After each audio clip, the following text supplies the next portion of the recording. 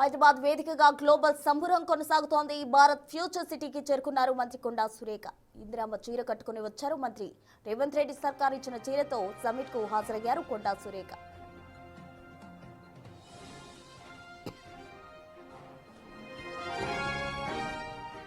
కాసేపట్లో అటవీ పర్యావరణం దేవాదాయ శాఖపై సమ్మిట్ వేదికగా మంత్రి కొండా సురేఖ బ్రీఫింగ్ ఇవ్వబోతున్నారు.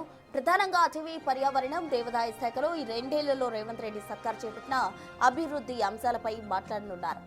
రానున్న రోజుల్లో తన శాఖలకు సంబంధించిన అభివృద్ధి అంశాల ఎజెండాను వివిధ కంపెనీల ప్రతినిధులకు వివరించనున్నారు సురేఖ. అదేవిధంగా ప్యానెల్ డిస్కషన్స్ లోనూ మంత్రి కొండా సురేఖ పాల్గొంటారు. పాటు కొండా సురేఖ ఉన్నారు. అక్క ఫస్ట్ బతుకమ్మ చీరలో సమ్మిట్కి వచ్చారు.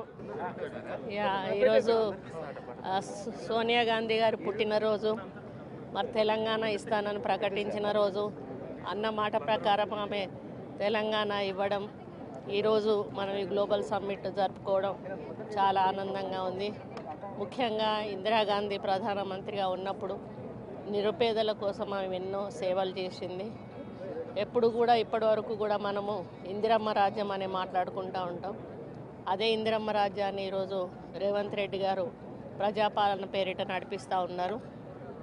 నిరుపేదల అభివృద్ధి ధ్యేయంగా ముందుకు పోతూ ఉన్నారు. దాంట్లో భాగంగానే ఈ బతుకమ్మ చీరలను కూడా వారు ఇందిరమ్మ పేరిట ఇవ్వడం జరిగింది. వారి ఇచ్చిన చీరలను, మరి గత ప్రభుత్వం ఇచ్చిన చీరలను పడేశారు, కానీ ఎక్కడ ఎవరు కూడా కట్టుకున్న దాఖలాలు లేవు. కానీ మేము ఇచ్చిన చీర ఎంత బాగా ఉంది అని చూపించడానికి, చెప్పడానికి, అది మేము కూడా కట్టుకొని చూపించాలని ఆలోచనతోటి ఈరోజు నేను ఈ చీర కట్టుకున్నాను. గ్లోబల్ సమ్మిట్లో కట్టుకున్నాను. చాలా హ్యాపీగా ఉంది.